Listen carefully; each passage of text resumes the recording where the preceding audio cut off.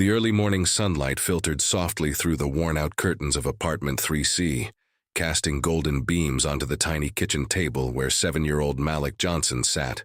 His little fingers moved with surprising precision, connecting tiny wires to an old solar panel he'd salvaged from a broken calculator. "Mama, I think I finally got it working," Malik exclaimed, his dark eyes lighting up as a small LED flickered to life. Across the room, Denise Johnson, his mother, looked up from where she sat stitching a faded navy blazer. Exhaustion weighed down her features, working back-to-back shifts. At the diner and gas station had become her norm, but her smile was pure pride. "That's amazing, baby," she said, setting her needle aside. "Now tell me again how it works." Malik launched into an explanation that seemed far too advanced for a child his age. The solar panel catches light energy. Then it goes through these circuits I built. It gets stored in this little battery I took out of an old phone. I added a switch too, see? Denise watched in awe. Malik had always been different. Reading fluently before preschool, solving puzzles most adults couldn't figure out, and now building a functioning renewable energy converter from trash and scraps. If only she had the means to give him the education he deserved. The science. "Fair's tomorrow at Langston Hall," Malik said excitedly, barely able to sit still. "They said Mr. Kingston Bell might show up in person." Denise's hands paused on the blazer. Kingston Bell, the billionaire CEO of Bell Tech Innovations, whose foundation supported education and technology in elite schools. His name was on the skyline, his face on every business magazine. Ms. Carter said some kids might even get scholarships.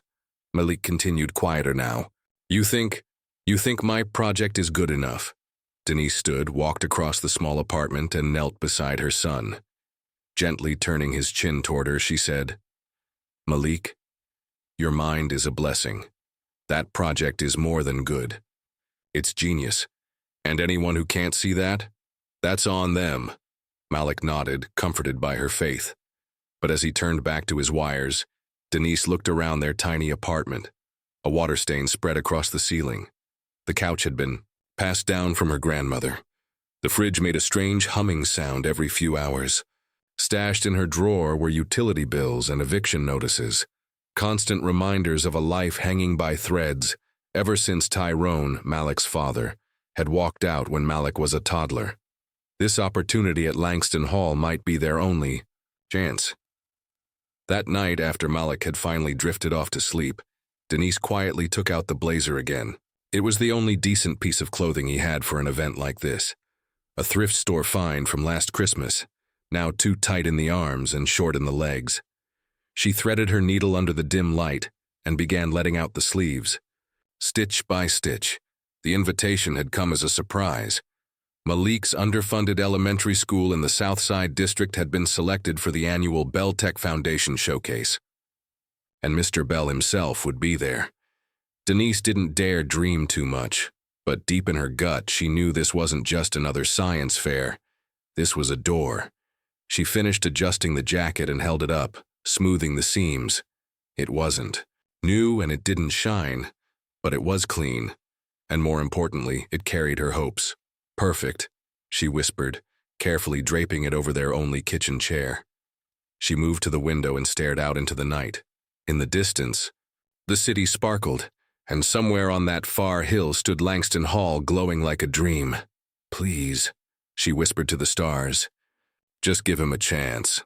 In the corner of the room, curled under a worn blanket, Malik clutched his solar project to his chest.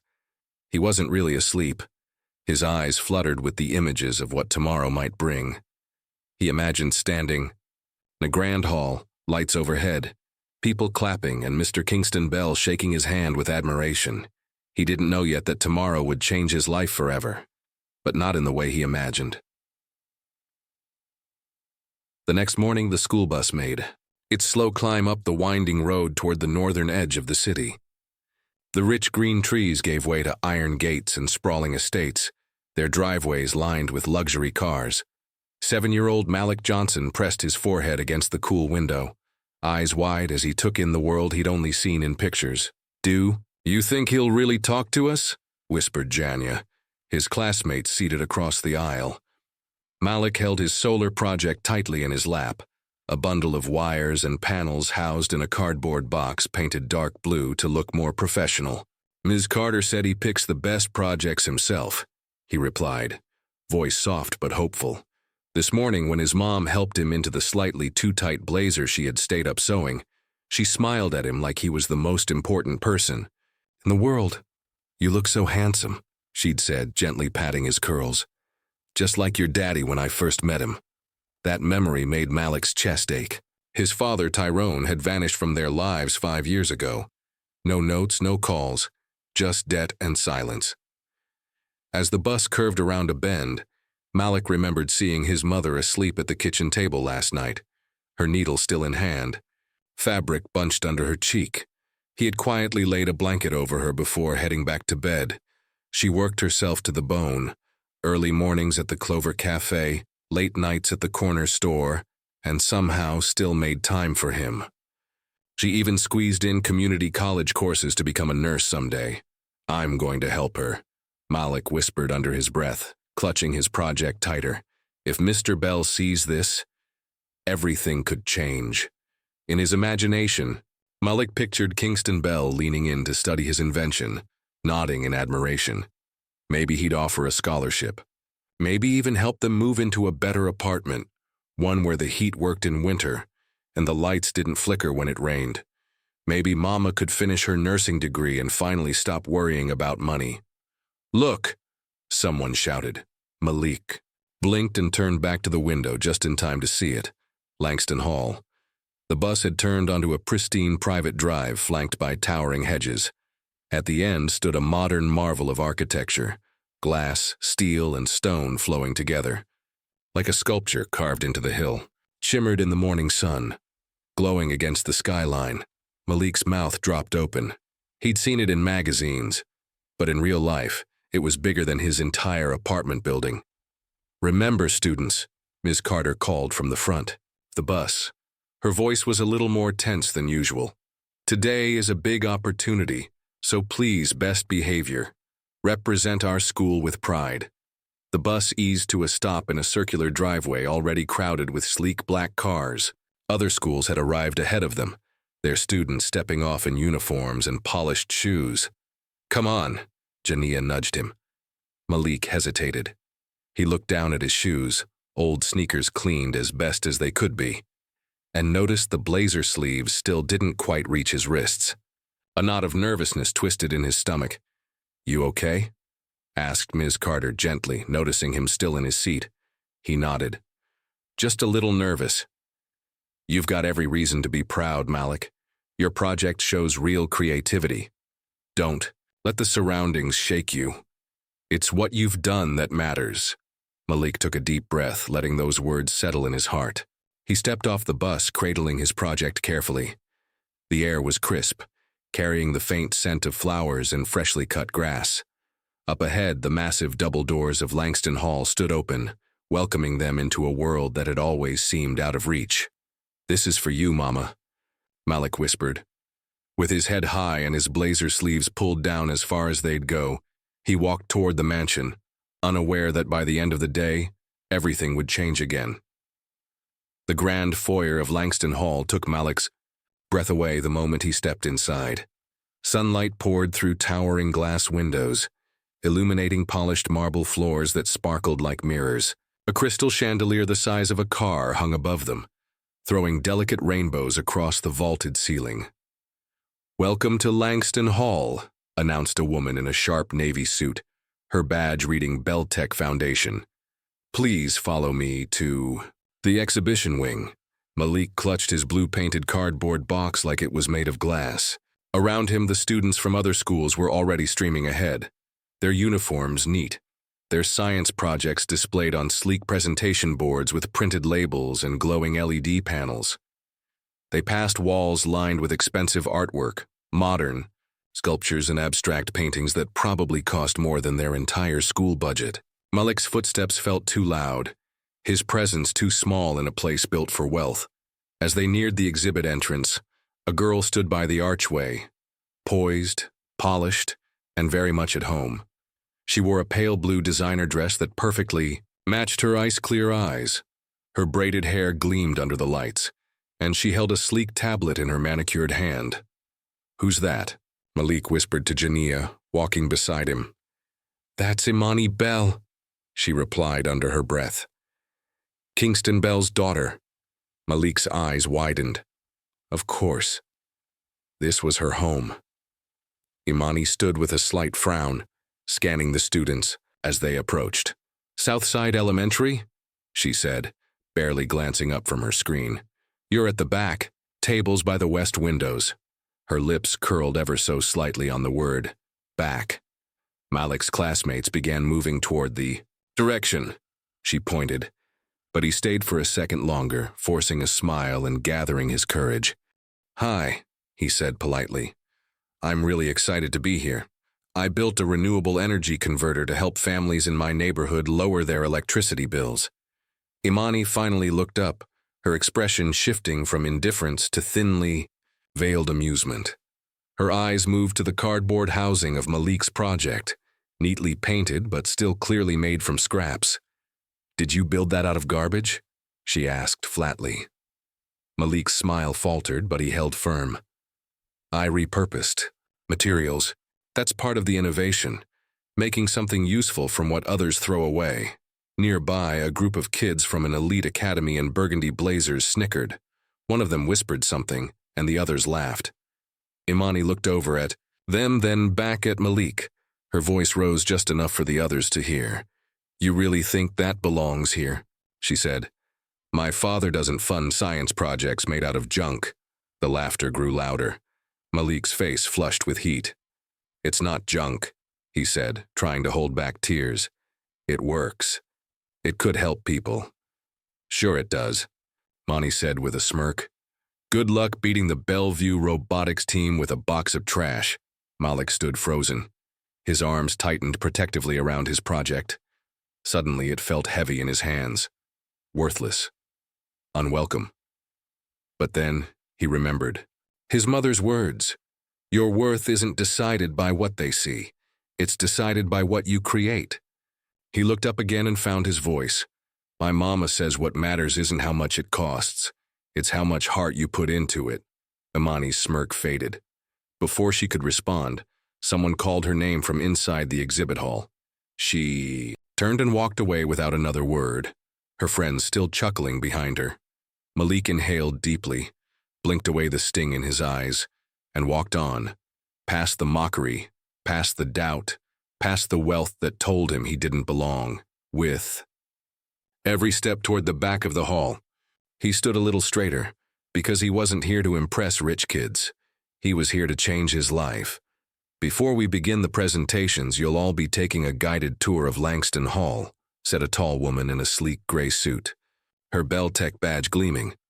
"Mr. Bell believes young minds should be inspired by what innovation can build." Malik placed his project gently on his assigned table near the west windows, far from the center, where polished booths and flashing tech displays drew the attention of early visitors. Still, the morning sun warmed his hands through the tall, glass panes, and he let the light touch his project as if charging its purpose.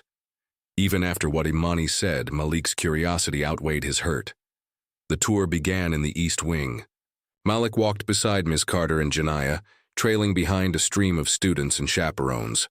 The group moved through vast halls lined with smart glass walls and voice-controlled lighting. One room featured floor-to-ceiling views of the city. Below, Malik could almost spot the south side rooftops in the distance, looking like toys from this height. The mansion wasn't just a home, it was a machine, alive with silent technology, elegant design, and the kind of futuristic energy Malik had only seen in books. This entire estate was designed by Ernest Dupree, the architect behind most of Bell Tech's smart campuses, the guide explained. Every system, from security to power, is run using Mr. Bell's proprietary innovations. As the students entered the lower levels, Malik's awe only grew. "Welcome to the Innovation Core," the guide announced, sweeping her hand across a glass-walled laboratory bigger than a school gym. Inside, researchers in white coats worked at glowing consoles, while holograms floated in midair, spinning complex 3D models. In one corner, solar panels no thicker than paper were being tested under simulated sunlight. Malik's eyes widened. This was an advanced version of what he had built, but on a professional scale. He slowed down instinctively, fascinated. "Please stay with the group," the guide said gently. "Sorry," Malik mumbled, stepping back in line. "I just wanted to see the solar cells." They rounded a corner, and suddenly the air shifted. Staff members began straightening their posture. Some researchers quickly left their workstations to line up. Photographers with heavy cameras began positioning themselves. It was clear something important was about to happen. "Looks like we're in for a surprise," the guide said. Her voice changed, more nervous now. "Mr. Bell will be making an appearance." A hush fell over the lab. Then he appeared, Kingston Bell himself, taller than Malik expected, wearing a tailored charcoal suit and crisp white shirt, surrounded by assistants tapping tablets and whispering updates. His presence filled the room with an energy Malik could feel in his chest. "Welcome, young innovators," Kingston said, his voice deep, practiced, and clear. "What you see here is the result of imagination and discipline. The future begins with minds like yours." Everyone clapped, everyone except Malik, who was still staring, not in awe but in evaluation. Standing just behind Kingston was Imani. She didn't smile. Her arms were crossed, and when her gaze met Malik's, there was a flicker, first of recognition, then something else he couldn't quite read. The crowd shifted as Kingston walked down the line, shaking hands with teachers and posing for a few photos with the elite schools. Even the adults, especially the adults, acted different in his presence, more deferential, more excited, more eager to be seen. "This is what power looks like," Malik whispered to himself, not bitterly, but observantly. As Kingston moved toward the next lab, he gave a final nod. "I look forward to seeing your brilliant ideas upstairs." Then he was gone. His exit left behind an odd silence, like someone had taken the air out of the room. Imani lingered for a moment longer. Her gaze swept the group until it landed on Malik again. This time her smirk returned, but it was smaller, more guarded. Then she turned and disappeared behind her father, like a shadow following wealth. As the group headed back upstairs toward the exhibit hall, Malik's mind raced. Would Mr. Bell really look at every project? Would he stop at the back tables, or would he ignore the charity school kids altogether? It didn't matter. Malik wasn't here for a photo op. He was here to prove something, to himself, to his mother, to the world. Back in the grand exhibition hall, the once quiet space now buzzed with urgency. Students rushed to adjust wires, wipe down posters, and rehearse their presentations one last time. The air hummed with nerves and the scent of fresh polish. Malik stood at his assigned table in the far west corner, aligning the wires on his miniature solar converter. He flipped the small switch.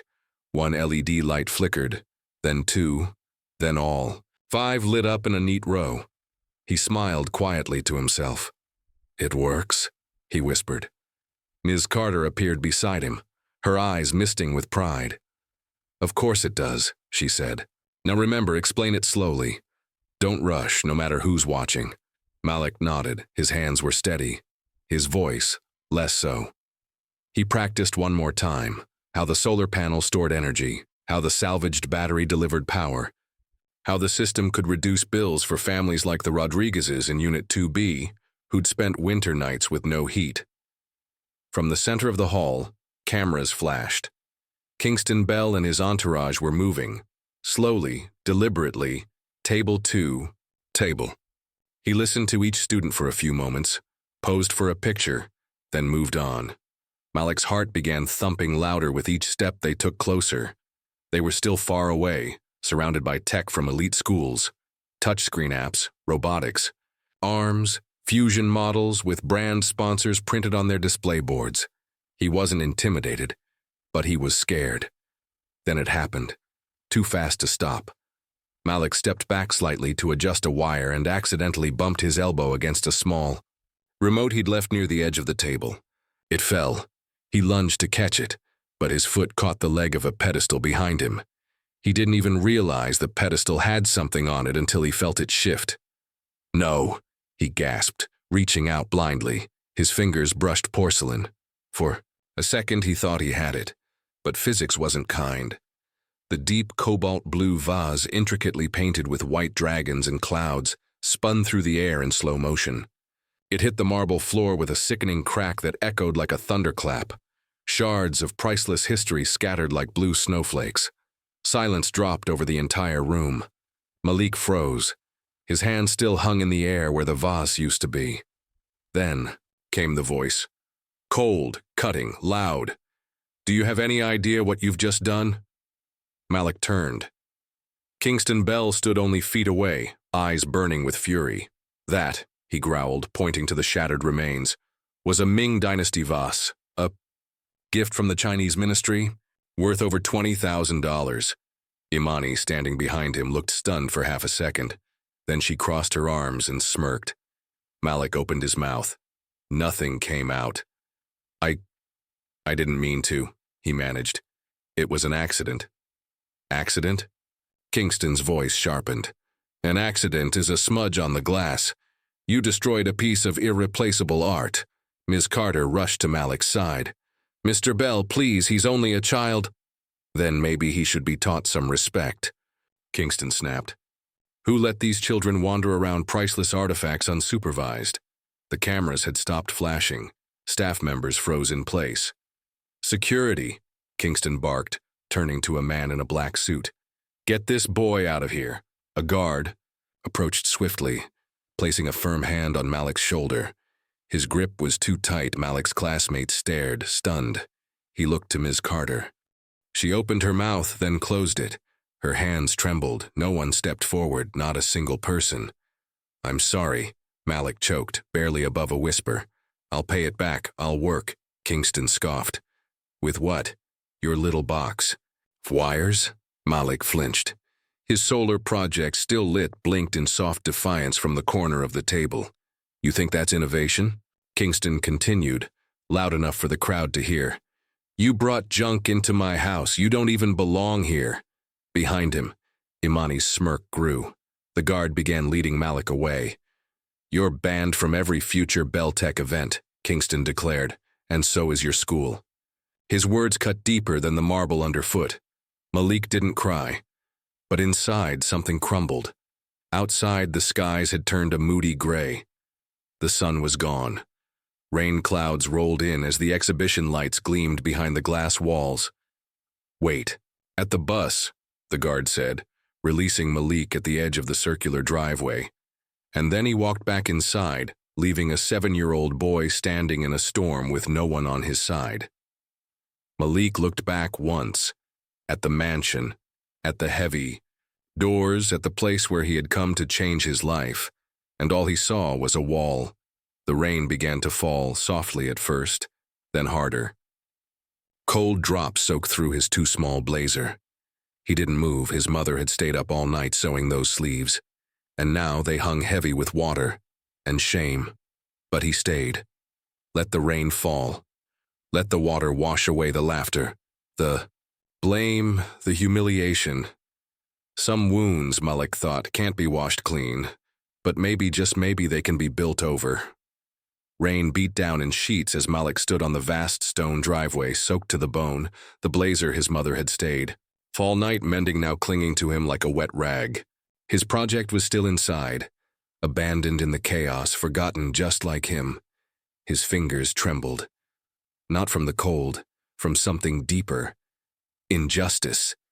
They'd humiliated him, mocked his creation, thrown him out like trash.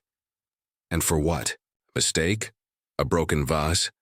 His mother had told him, "You don't run from pain, baby. You stand in it and you make it see you." Malik took a breath, then another. Then he turned. He walked back toward the mansion, back toward the double doors that had shut behind him just minutes ago, up the steps, through the downpour. Each footstep was heavier, firmer. When he reached the entrance, he didn't hesitate. He pushed the grand doors open with both small, trembling hands. The noise inside died instantly. Dozens of heads turned. Wet footprints followed Malik as he stepped back into the pristine marble foyer, water dripping from his sleeves and hair, puddling beneath his shoes. A security guard started forward. Malik raised one hand. "Please, just one moment." His voice, though small, carried clearly. The room went still. Even Kingston Bell turned. His arms were crossed, face flushed with anger. Imani hovered nearby, arms folded, eyes narrowed. Malik stopped at a respectful distance. Didn't cry. He didn't shake, he didn't scream, he simply spoke. "Mr. Bell," he said, voice clear and steady despite the storm on his skin. "I came here today because I believe innovation can come from anywhere. Even from someone who wears second-hand clothes and rides a school bus from Southside." Whispers rippled through the crowd. "My mother works 2 jobs," Malik continued.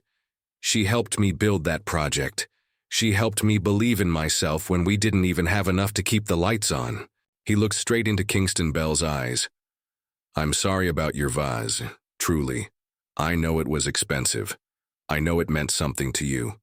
But my mom taught me that the most important things in life aren't things at all." Behind him, even the security guards had stopped moving. Malik's soaked blazer clung to his skinny arms, but his spine was straight. "I will pay you back for that vase one day. Every cent. Not because you embarrassed me. Not because I have to, but because it's the right thing to do." He paused, then added quietly, "But I'm sorry for you too. Because with everything you have, this mansion, this money, you still couldn't find it in you to be kind to a kid who made a mistake." The silence that followed was so thick, it pressed against the walls. Kingston Bell's mouth opened, then closed. No sound came out. Even Imani looked stunned. In the back, an older gentleman stepped forward, silver hair, soft eyes, and a thoughtful expression. Malik didn't know who he was, but something about his face felt kind.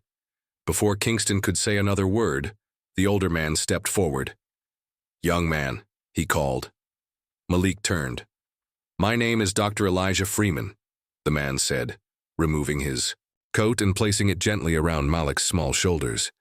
"And I think we should talk." Malik blinked, startled. "Why?" Dr. Freeman smiled, opening a black umbrella as they stepped back into the rain. "Because what you just did, what you just said, that takes more courage and character than most grown men ever show. And because I think the world needs more of that." They descended the steps together. Above them, the sky began to break, revealing slivers of light behind retreating clouds. And as they walked toward a small sedan waiting near the gates, Malik didn't look back. The doors of Langston Hall were behind him, but something bigger was ahead. The rain had softened to a mist by the time Dr. Elijah Freeman's modest sedan pulled away from the estate-lined hills and wound its way back toward the city's heart. In the passenger seat, Malik sat quietly, his project, now slightly dented, still blinking, resting gently in the back seat wrapped in a towel. "So," Dr. Freeman said, his hands relaxed on the steering wheel, "you're interested in renewable energy?" Malik nodded slowly. "Yes, sir. I want to make electricity affordable for families who can't always pay for it. Like in our building, sometimes people lose power in the middle of the month. Kids do homework by candlelight." Dr. Freeman nodded, his eyes thoughtful. "That's a noble goal." He didn't laugh, he didn't ask, "Isn't that too big a dream for someone your age?" Instead, he listened, really listened. "So how does your device work?" he asked. Malik's voice hesitated at first, but as he explained, how the small solar panel absorbed light, how the salvaged phone battery stored the energy, how he rewired discarded parts to maximize efficiency, his words grew steadier, stronger. "Doctor." Freeman occasionally nodded, occasionally asked questions. He never once called it a box of trash. When they pulled up in front of Malik's building, a weathered 3-story brick walk-up with peeling paint and crooked mailboxes, Dr. Freeman parked and looked up. "Apartment 3C, Malik said quietly. "Is your mother home?" "She works. The morning shift at the diner and then the night shift at the gas station. But today's Saturday. She's probably home now." Dr. Freeman turned off the engine. Then I'd like to meet her if that's all right. I may have something to discuss with both of you. Inside, the stairwell echoed as they climbed. The elevator had been broken for almost a year. Malik apologized for it automatically. Dr. Freeman simply chuckled. I've walked steeper. Malik unlocked the apartment door with the string around his neck. It's not much, he said, embarrassed as they entered the cramped living room. Dr. Freeman took a slow look around. Worn furniture, but spotlessly clean. Library books stacked neatly on the corner table. The scent of cinnamon and laundry soap in the air. It's a home, he said simply. And you can tell a lot about a family from how they keep a home. This one speaks of work, learning, and love. Malik relaxed. He even smiled. Just as he was pouring Dr. Freeman a glass of water, the sound of keys jangled at the door. It opened, and Denise Johnson stepped in, wearing her teal diner uniform, her purse slung low on one shoulder, and exhaustion written across her face. But when she saw her son and then the older man beside him, her body tensed. Malik? She asked sharply. What's going on? Why aren't you with your school? Who is this? Mom, this is Dr. Freeman. He brought me home from Langston Hall. Her eyes narrowed in worry. Why? What happened to the bus? Malik took a deep breath and began to explain. He told her everything, the science fair, the vase, the shouting, the shame, and then the part where he turned back, how he'd walked into the mansion again, how he'd spoken from his heart. Denise didn't interrupt, not even once. By the time he was done, her eyes were glassy. She pulled her son into her arms, holding him tight. Then she turned to Dr. Freeman. I'm grateful you brought him home, sir, she said cautiously. But I still don't understand. Why? Why are you here? Dr. Freeman leaned forward, his voice kind but deliberate. Mrs. Johnson, Denise, your son displayed extraordinary poise, character, and scientific aptitude today. It's rare. Very rare. He pulled a card from his coat pocket and slid it across the table. I'd like to invite both of you to dinner at my home tomorrow. My wife and I host students sometimes, ones we believe in, and I think Malik could benefit from some mentorship, from some guidance. Denise looked at the card, then at Malik, then back at Dr. Freeman. Hope bloomed slowly across her tired face. The kind that had no room to grow for a long time. We'd be honored, she said, extending her hand. And please call me Denise. 3 years later, the once curious boy from apartment 3C sat at a polished oak table in a warm, sunlit kitchen, not his own, but one that had become a second home. Malik Johnson, now 10, leaned over a set of technical blueprints, his brows furrowed in thought. The childish roundness in his face had given way to sharp focus. He adjusted a diagram, muttering under his breath. The collection panel would be more efficient if angled 5 degrees and fitted with an adaptive joint. Across from him, Dr. Elijah Freeman watched with quiet pride, a steaming mug of tea in hand.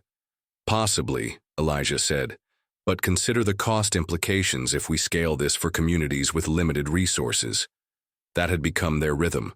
Weekend.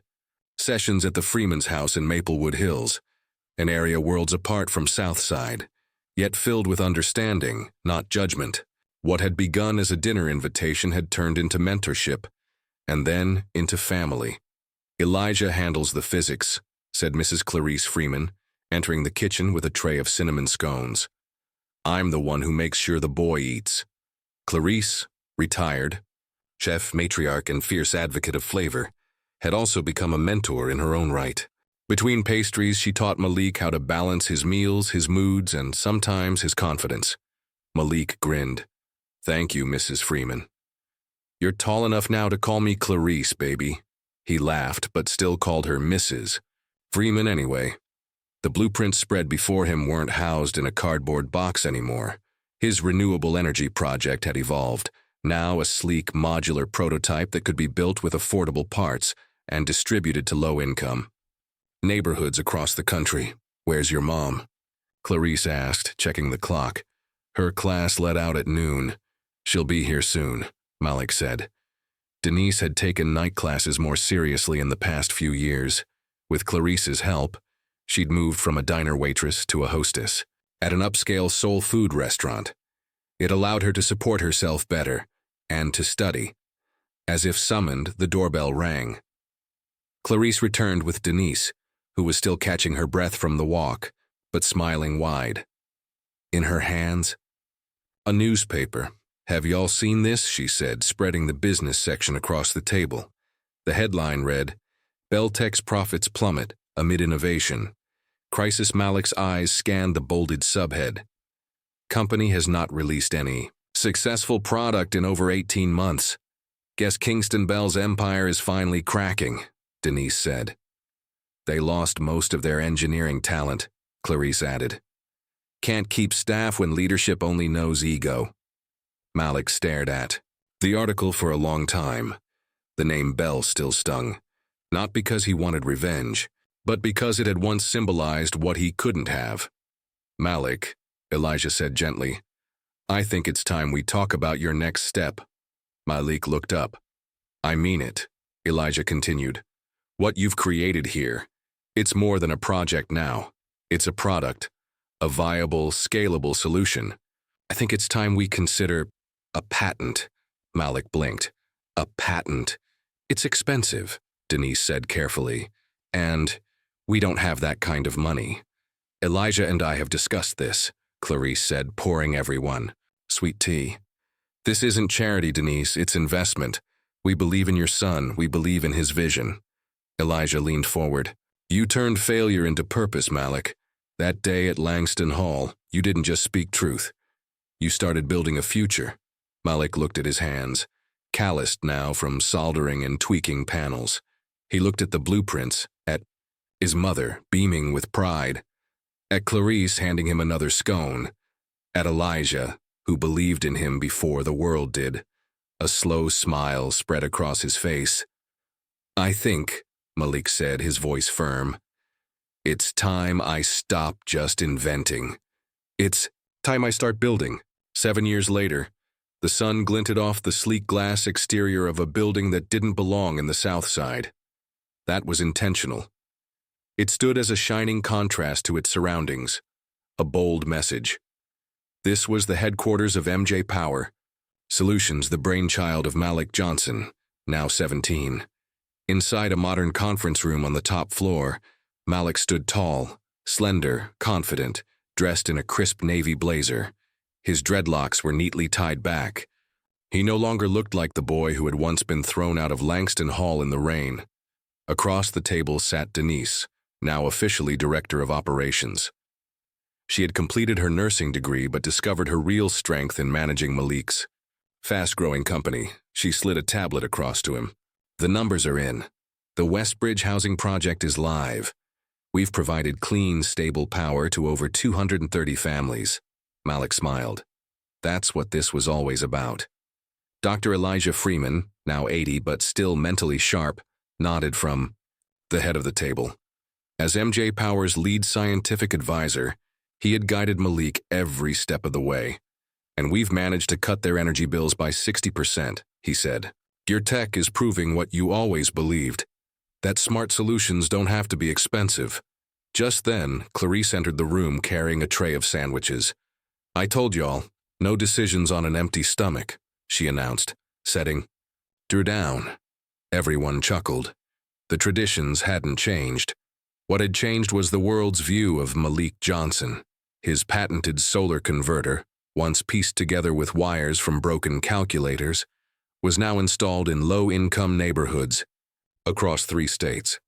MJ Power employed nearly 40 people and was being approached by global nonprofits eager to use his tech in developing countries. Malik looked out the large window at the neighborhood he grew up in. The same cracked sidewalks, the same corner store, but now with solar panels on rooftops that hadn't seen proper power in decades. He turned to Denise. "What's the schedule for the Innovation Expo next week?" "You're confirmed for the main floor. Our booth is right across from—" She hesitated. "From Beltec's." Malik turned back to the window. The name still meant something, but not what it used to. He didn't flinch. "Good," he said. Let them see what came from the boy they threw out. Elijah studied him quietly. Just remember, son, this isn't about revenge. It never was, Malik replied. It's about showing the next kid who's mocked for using a cardboard box that he's not alone. He picked up a prototype from the table, tested a connection, and smiled as the lights glowed to life. Let's show them what real innovation looks like. The Innovation Expo transformed the city's convention center into a tech wonderland. Neon lights, interactive displays, towering video walls, and hundreds of company booths boasting glimpses of the future. Among the flashiest booths stood Beltech, but directly across the aisle, simple and striking in its elegance, was MJ Power Solutions. Instead of holograms or glitzy effects, Malik's booth displayed real-time data from neighborhoods his tech had already helped. Testimonials played on a loop from elderly tenants, single mothers, and public school principals, all of them testifying to the impact of reliable, affordable energy. Children ran small demonstrations on solar panels. Onlookers didn't just watch, they engaged. 3 city councils have requested meetings, Denise whispered, checking her tablet. And 2 venture capital firms are waiting in line. Malik nodded. Tell them tomorrow. Today I'm staying here. I want to see people's reactions. Around midday, there was a commotion across the aisle. Kingston Bell had arrived. He was older now. His once dominant presence dimmed. The strain of Beltech's decline etched deep into his expression. His sharp suits remained, but the sparkle in his reputation had faded. Behind him walked Imani Bell, now in her 20s. Her hair was tied in a clean bun, and she moved with the confidence of someone used to controlling a room. She was no longer the girl who mocked Malik. Their eyes met. Her face betrayed nothing. The Beltech team began a presentation of their latest product, a solar energy prototype that looked suspiciously familiar. Malik's team noticed immediately. Several attendees crossed the aisle, mid-demo, comparing Beltech's version to MJ Power's working models. The contrast was embarrassing. Eventually, Kingston spotted the MJ booth. His eyes paused on the nameplate, then landed on Malik. Recognition flashed across his face. He crossed the aisle. Malik Johnson, he said, extending a hand, the camera-ready smile barely reaching his eyes. Impressive what you've built. Malik shook it without expression. Mr. Bell. I've been following your progress, Kingston said smoothly. Some of your ideas are intriguing. Interesting, Malik replied evenly. Because your latest prototype looks a lot like my second-generation model. Kingston's smile faltered. Malik didn't break eye contact. Great minds often think alike, Kingston said. Or some minds follow the ones that went first, said Dr. Freeman, who had just stepped. And beside Malik, Kingston blinked, recognizing the older man. We should discuss collaboration, Kingston said quickly. Beltech has reach. With your design and our resources. Malik's voice stayed calm. MJ Power isn't for sale. Our mission isn't for profit alone. It's for purpose. Kingston's tone grew colder. Everyone has a price. Malik, mild. Some things can't be bought, Mr. Bell. Imani stood silently beside her father. But as they turned to leave, she lingered. She met Malik's gaze with something else in her eyes. Regret, maybe. Or respect. Congratulations, she said softly. On everything. Then she followed her father into the crowd. 2 months. Later, Malik sat in his office when Denise walked in, holding a newspaper with a stunned expression. You need to see this. The headline read, Beltech files for bankruptcy. Langston estate to be auctioned. Malik stared. That mansion. That hall. That vase. His childhood humiliation. It was all for sale. Dr. Freeman called minutes later. I did some digging, he said. Years ago, after that vase incident, someone at Beltech tried to replicate your invention.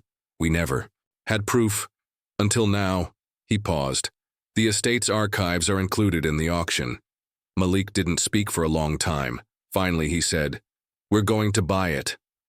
3 weeks later, standing at the back of the auction room, Malik raised a paddle under the name of an anonymous holding company. The room went silent when the gavel fell. Sold. To Brooks Holdings. When Malik arrived at the mansion for inspection, Kingston and Imani Bell were already there, packing up. The sight of Malik stepping through those massive doors caused Kingston to stiffen. "You," he spat. "You bought this?" "Yes," Malik replied calmly. "It's not revenge, Mr. Bell, it's legacy, and it's time you understood the difference." Sophia looked up, stunned. "What are you going to do with it?" Malik looked around. "This place used to be a symbol of exclusion," he said. "Now it'll be the Southside Innovation Center, a place for kids like I was, where great ideas are grown regardless of zip code." Kingston turned away, scoffing. Imani hesitated, then said, "That's admirable." 1 year later, the old mansion pulsed with new life. Children in colorful coats filled its halls. Murals adorned the once sterile walls. Classrooms replaced wine cellars. The lab now hosted teen inventors building everything from clean water systems to food-growing tech. In the garden, Clarice taught nutrition classes. In the foyer, Dr. Freeman hosted lectures on ethics and innovation. And in the main lab, Malik Johnson helped a quiet boy adjust the wires on a solar panel. "You've got a smart circuit here," Malik said. "Where'd you learn this?" "I watched some videos. Took apart a broken microwave." Malik grinned. "You remind me of someone." That evening, walking the grounds, Malik stopped beside Imani, now the center's development director. Their partnership was unexpected but real.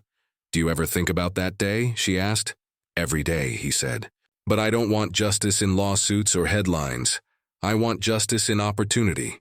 He looked at the glowing windows of the center. "My mom always told me, things break, people don't have to." And he smiled. Because he didn't. And now, neither would the next kid.